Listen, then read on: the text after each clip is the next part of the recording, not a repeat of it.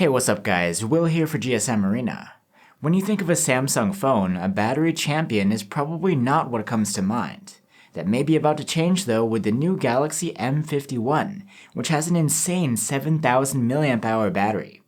Just how good is the battery life here, and what else does this mid-ranger have to offer? Let's find out in our full review. The Galaxy M51 is a mid-range phone that isn't lacking feature-wise. Its specs and price are very similar to the popular Galaxy A71, that is, besides this device's huge battery. Because of this power pack, the M51 is thicker and heavier than many of this year's phones, but at the same time it does weigh less than the larger flagships. This is partly due to its lighter plastic build, which, while not the most premium, still feels solid. On the front you get a 6.7-inch Super AMOLED display with a 1080p resolution and a standard 60Hz refresh rate. Overall this display is nice, especially for a mid-ranger. You get a sharp picture, punchy colors, which can be tuned to be reasonably accurate in settings, and those deep blacks typical for an OLED. Brightness is good too, with a maximum of 370 nits, and a boost up to 670 nits in auto mode when in bright conditions. All we're missing here is a high refresh rate. Many competitors' panels will look smoother when you're swiping or scrolling. For audio, the Galaxy M51 has a single bottom firing speaker. Loudness isn't great, with just an average score in our loudness test, and as far as quality goes, the mids leave more to be desired here.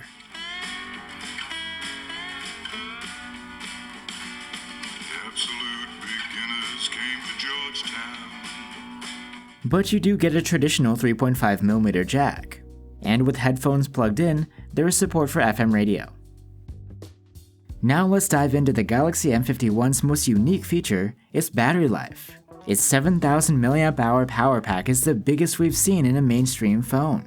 As you'd expect, it blows away the competition as far as endurance goes. The M51 was able to score an outstanding rating of 156 hours in our proprietary tests. The Galaxy M51 comes with a 25-watt charger in the box, and with it we were able to charge this huge battery from 0 to 35% in half an hour, which is pretty respectable. The Galaxy M51 is no slouch when it comes to chipset performance either.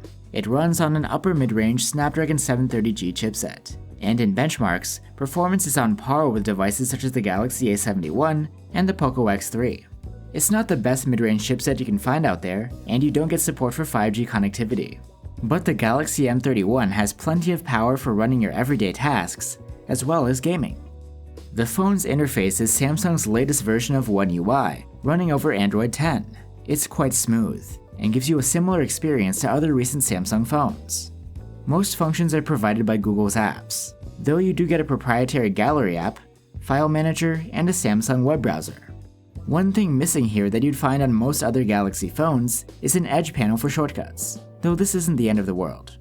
You get 128 gigs of storage on board the device, and this is expandable through microSD if you need more.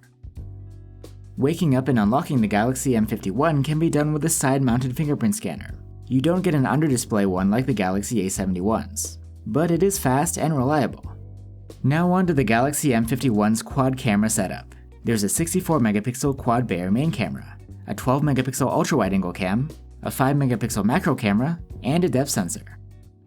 The main camera takes 16-megapixel photos by default, and in good light, these are quite nice. You get lively colors, excellent detail, and wide dynamic range for a mid-range phone. There is some visible noise though. Portrait shots look pretty good, with competent edge detection and pleasant-looking backgrounds. The algorithm does have trouble with complex backgrounds or messy hairstyles though. Since there's no telephoto camera, zoomed photos are achieved through a crop and upscale from the main cam. This process introduces some softness, which the phone tries to mask with over-sharpening. The 12-megapixel ultra-wide cam takes especially wide photos, with respectable dynamic range and a pleasant amount of detail. The barrel distortion correction does a great job too. There is some noise present, and colors are warmer here than on the main cam. 5-megapixel close-up photos from the macro camera actually look pretty nice, capturing a good amount of fine detail. These are much better than what you'd get with the 2-megapixel macro cams that are common these days.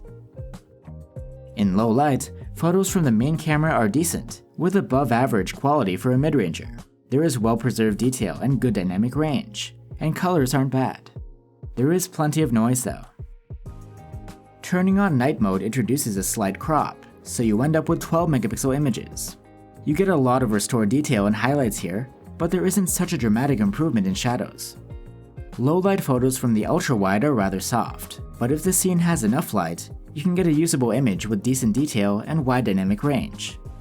There is night mode support on this camera, and these shots come out sharper.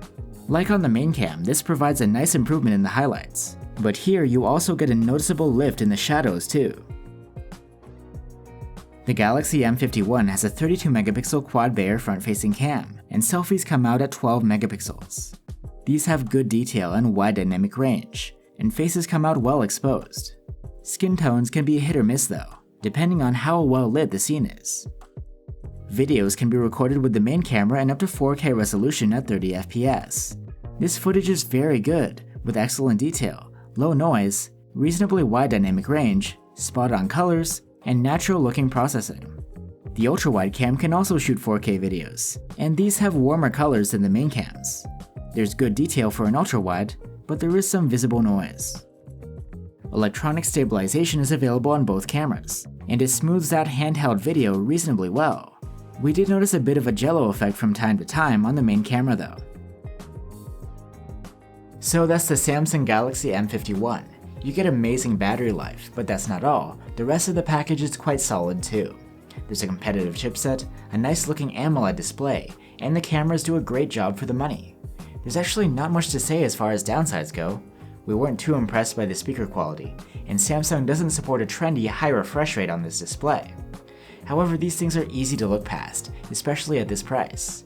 And if you want a mid-range phone with some of the best battery life in the business, the Galaxy M51 is definitely worth recommending. Thanks for watching guys, stay safe and see you on the next one.